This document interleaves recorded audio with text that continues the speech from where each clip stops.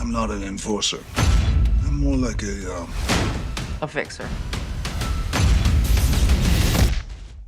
Exactly. I have to convince a certain person that the body in that trunk out there is indeed Rolo. Something happened to his face? What the? It's missing, along with the rest of his head.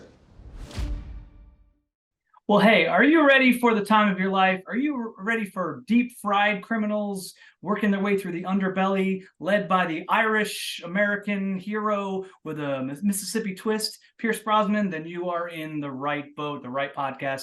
Thank you for joining us on this episode of the GST Podcast Experience. We are thrilled beyond belief to welcome our next guest, Phillip Noyce. This is talk about miracles. Speaking to him before Christmas is a miracle. We're a big fan of him and his work. We're so glad to be talking with him about the show, him on the show. I can't even contain myself. Phillip, how are things with you? How's things in your world? They're great. Yeah, movie's just about to come out all around America, and then soon after that, all around the world. So it'll be, I think, the 20th movie for me. So that's a nice round number. Well, let's talk big picture here. What do you like better? At the end of the day, what are you most proud of? What are you most satisfied with? Is it directing or producing? Because you have an embarrassment of riches in both categories. No, directing is everything. In fact, you might have noticed, if you've noticed, that you've never seen a film by Phillip Noyce on the credits. Because okay. I think that directing just sums it up. It is everything, and that's the title that I love the most. Not producing, directing. I grew up going to the circus, my small outback town in Australia.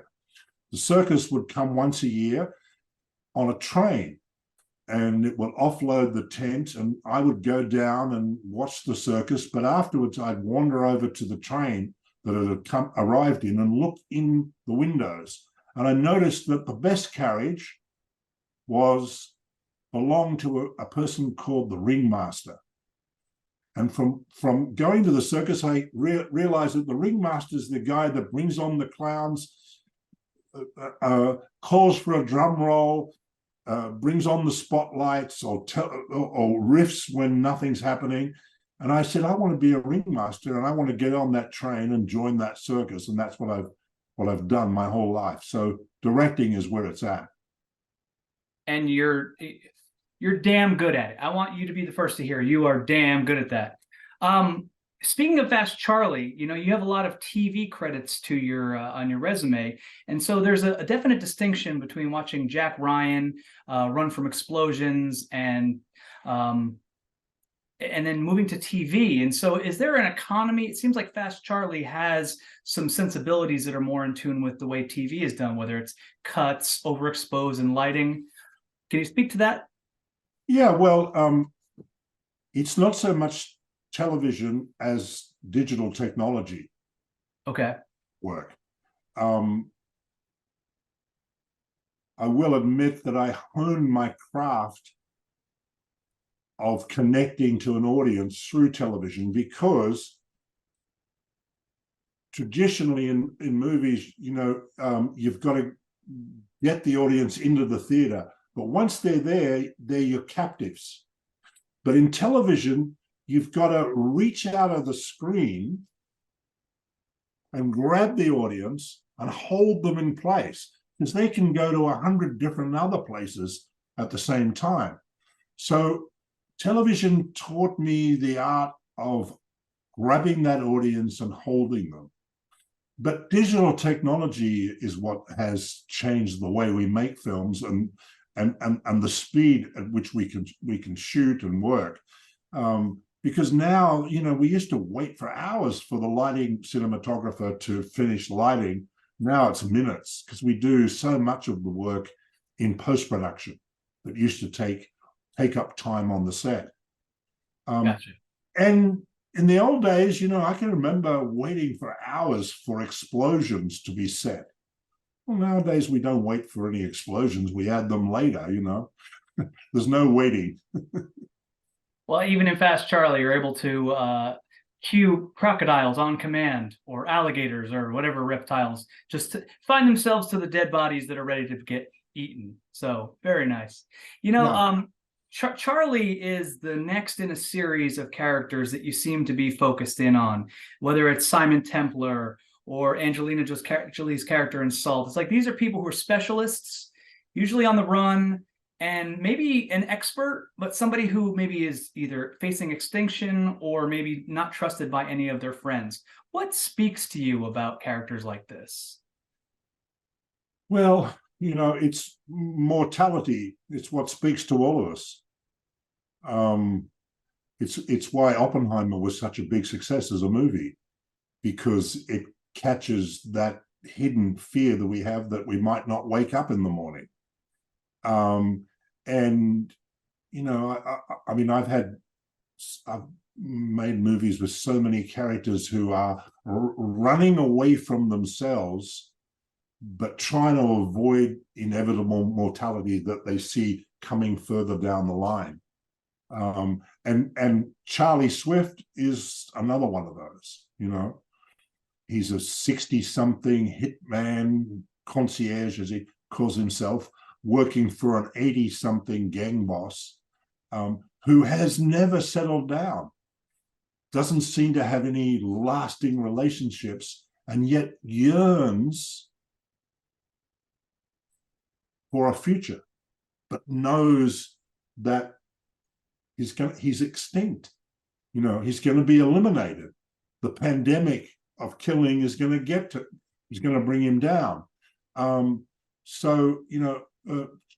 Pierce is playing a character who yearns to be something else at a time when most people are sitting in a rocking chair and saying, well, life is over. He's trying to start a new life, as a different animal than the one that he's been all his life. Sure. Well, I'm assuming there was incredible amounts of material taken from the novel, which inspired this movie. But there's some really brilliant, not monologues. I mean, Pierce has some great ones, but there's between Marcy telling Charlie, "Don't think so much, Charlie. Stay in the moment, enjoy it. The rest, who knows?" Philip, I'm asking you as a director, as a creative, like, are there opportunities when it seems like a great line, but are there opportunities where you as a creative say to yourself, you know what, I should just live in the moment. Maybe the source material was this, an actor thought this, but on the day, we do this, and it becomes more affecting. Well, you're always doing that. It's a mysterious process making movies. It is like the circus, but even more so, because you never know how the chemistry between the characters that is going to work.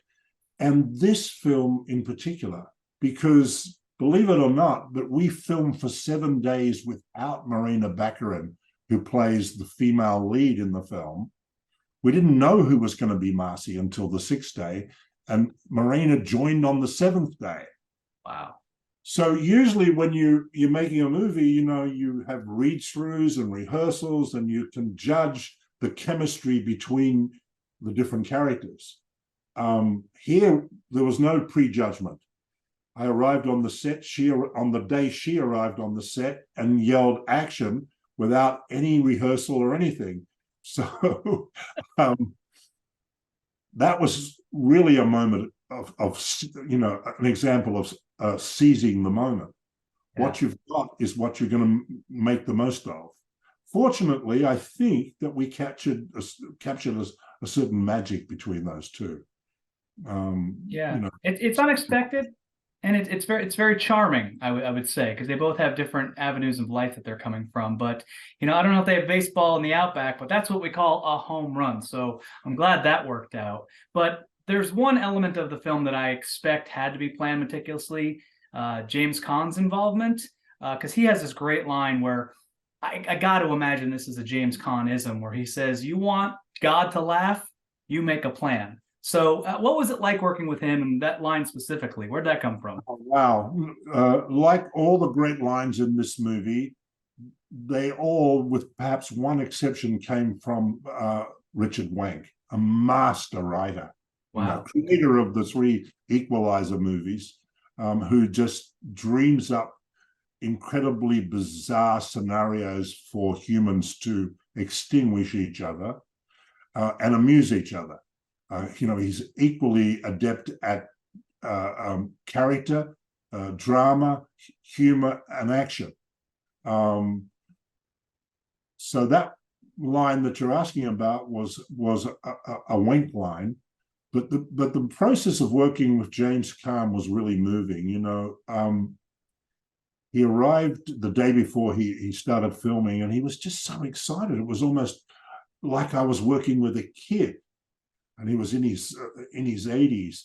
He was so excited because he hadn't worked for more than a year, and now he was back in the saddle, about to deliver another character for us all to enjoy for eternity.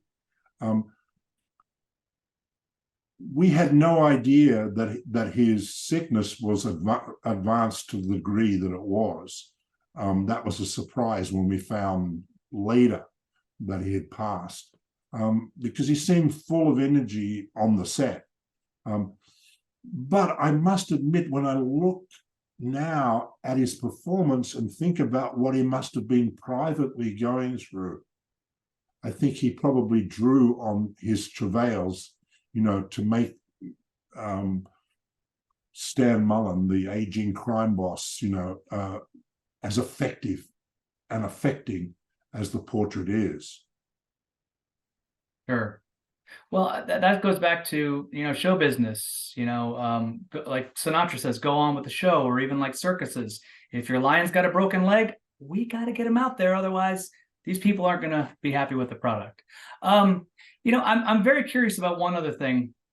I'm looking at this movie, and it's very different from The Quiet American, or really big grand sets. And what you have is you worked with some fantastic composers over the year, James Newton Howard, Graham Revell, and it seemed that you seemed to let the reins loose on Phil Eisler to sort of set the pace and the scale and kind of give the geography and the atmosphere. Can you talk about working with him and maybe how that set?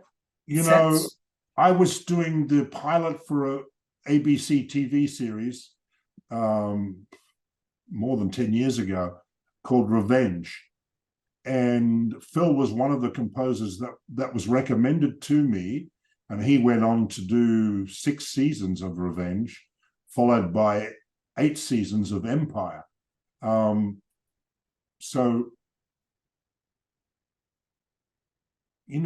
I find that the composer is like the writer, because the composer writes yet another script in a way, and through music and sound you can change the way a scene plays, you can change the way a story develops, you can change the emotions that are conveyed to the audience.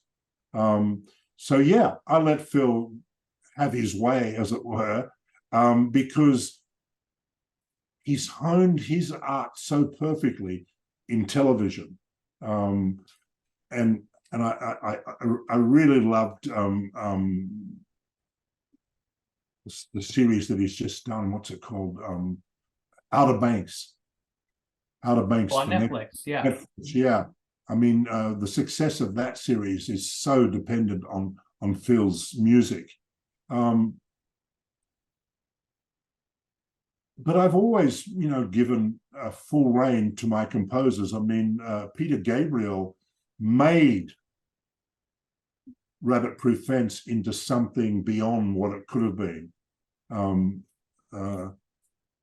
Craig Armstrong totally changed the way the audience responded to The Quiet American. James Newton Howard gave such propulsion to Salt. Composers are a director's and an audience's best friend in a funny way, because they are the last source that you apply. Often you bake sauce and flavor into a meal, But in movies, we get to add that sauce right at the end, and it can change everything. True, true, very true. You know, I've spoken to Patrick Doyle, a lot of composers over the years, but Patrick Doyle is one of my favorites because I remember a specific exchange. I said, Patrick, what is music to you? And he goes, it's manipulation. I go, well, when you're so good at your job, I don't mind being manipulated. Thanks, though. I don't But mind. let me tell you who taught me about music and about sound, and that's Federico Fellini. Really? Yeah, I went out to Cinecittà to watch him working on the post-production of one of his films, and he completely changed two scenes that he was adding sound to by changing the voices that he was using to dub onto the scene. And he said to me, you know what? Sound is much stronger than image. Image has to go from the eye to the brain. And the brain then tells us what the meaning of the image is. But music and sound goes directly to the central nervous system. It bypasses the brain. We feel things through music. That's fascinating. Thank you for sharing. I have to say I loved Fast Charlie, but if I'm permitted just one Saint question, I'm sure that, as you say, as the director, you're the guy who does everything. You're in command. You're the person on the marquee. Phillip Noyce is the Saint. So Simon Templar, Val Kilmer is running through from Trey TX goons, and they have to hide in frigid water. Not Elizabeth Shue, just Val Kilmer. Was there a point where realism maybe made you guys change your course? Like, would he really stay quiet in sub-zero temperatures for that long? I mean, I understand he's a master of disguise and quote unquote kind of a secret agent, but how did you go, okay, are they really going to buy that? How hard did you have to sell that? Well, good question. I haven't really thought about challenging the notion of verisimilitude in that scene. I mean, trying to avoid death will send us into all sorts of contortions. And when you throw in a beautiful woman, well, there's no end to the way that we'll twist and turn to stay alive, to claim the prize. Well, to quote Meatloaf, I will do anything for love. I think, you know, Fast Charlie, there's a part in the movie where he similarly composes himself through arduous and adverse conditions just to stay alive. But I love that movie dearly. I thank you so much for crafting it and giving it to the universe. I've just always had, that scene's always stuck with me. So I just wanted to pick your brain on that. And, right. Well, we really were in Moscow. It really was winter. That ice that they're running along beside the river there is real. We all were really, really cold. when you asked me for, you know, to think about realism, I suppose it was extreme what Val went through and what Simon Templar went through, and maybe someone wouldn't have been able to survive. But after all, it's a movie, and a movie is about what we want the world to be, not what it is. That's why we go to see the movies, so we can lose ourselves in another reality. Fair enough. Mr. Noyce, you just keep doing the magic. We'll keep taking the pills and enjoying the being consumers. So thank you for your time. Everyone check out Fast Charlie, December 8th. Betrayal's a funny thing. Its very nature is to catch you unaware. You ever heard a Ring doorbell?